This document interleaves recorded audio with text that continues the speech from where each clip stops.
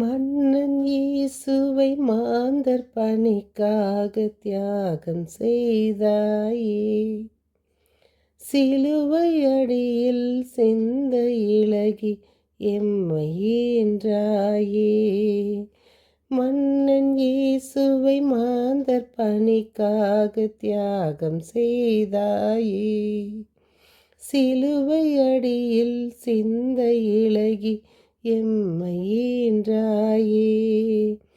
அன்னையே உன்னை நாடினேன், அருளை உன்னிடம் தேடினேன்.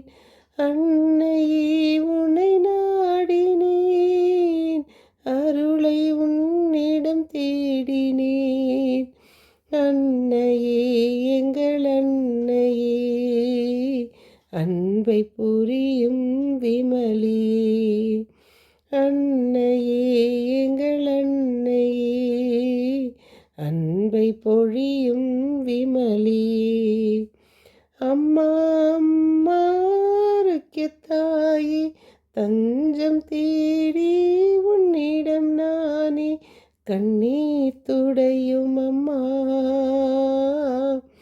கவலை தீரும் அம்மா, கண்ணீர் துடையும் அம்மா. கவலை தீரும் அம்மா. என் இனிய உறவுகளே, நாம் இன்று 23/11/24 இருக்கின்றோம். இன்று சனிக்கிழமை. ஒவ்வொரு சனிக்கிழமையும் நாம் அன்னைக்காக அர்ப்பணிப்போம். நாம் தூய ஆவியானவர் நம்மில் என்றும் நம்மை வழிநடத்தி வருகிறார். அன்னை மரியின் அன்பில் அன்னையோடு இணைந்து நாம் தொடர்ந்து வாசித்து கொண்டு வருகிற சங்கீத தொடர்ச்சி 56, 10, 11, 12, 13. நீதிமொழிகள் 28, 10, 11, 12. இன்றைய வாசகம் திருவெளிப்பாடு 11, 4, 12. இன்றைய தூய நற்செய்தி லூகாஸ் 20, 27, 40. அவர்கள் இயேசுவிடம் சதுசேயர்கள் இயேசுவை அணுகி எப்பொழுதும் கேள்வி கேட்டுக்கொண்டே இருப்பார்கள். ஆனால் அவர்களுக்கு சரியான பதில் கொடுக்கிறார் இயேசு. உங்கள் கடினமான இதயத்தின் பொருட்டே மோசே அந்த சட்டத்தை எழுதியிருக்கிறார் என்று. உயிர்த்தெழுந்த மக்களாயிருப்பதால் அவர்கள் கடவுளின் மக்களே. இறந்தோர் உயிருடன் எழுப்பப்படுவதை பற்றி மோசே முட்புதர் பற்றிய பகுதியில் எடுத்து கூறியிருக்கிறாரே என்று அவர் ஆண்டவரை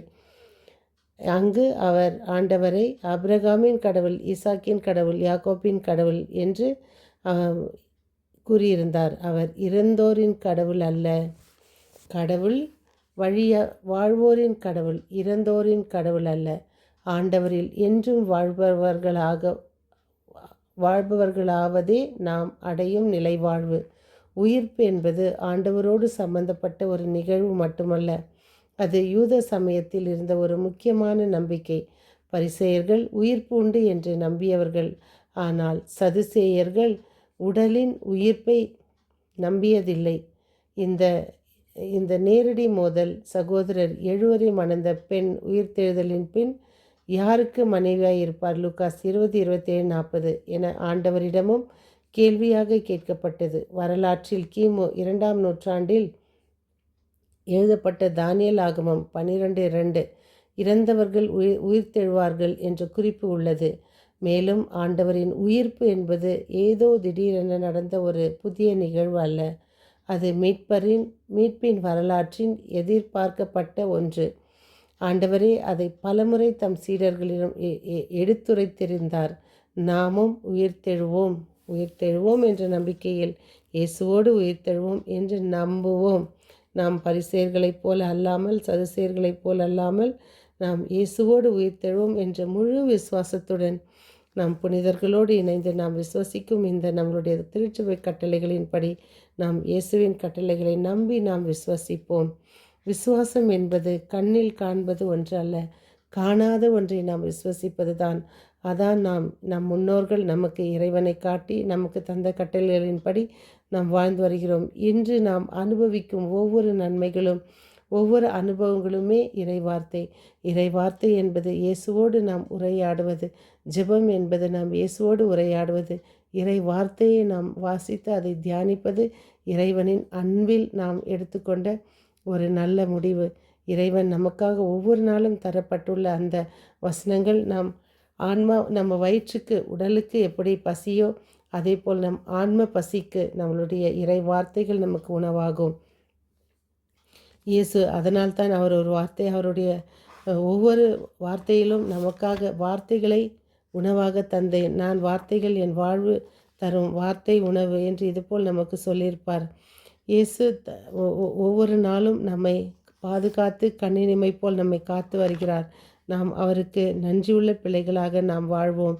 இயேசு நமக்கு திருப்பாடலில் 20:24 சொல்வது போல மனிதருடைய வாழ்க்கை பாதையை ஆண்டவர் அமைக்கின்றார். அப்படி இருக்க தம் வழியை மனிதனால் எப்படி அறிய இயலும்? சிந்திப்போம்.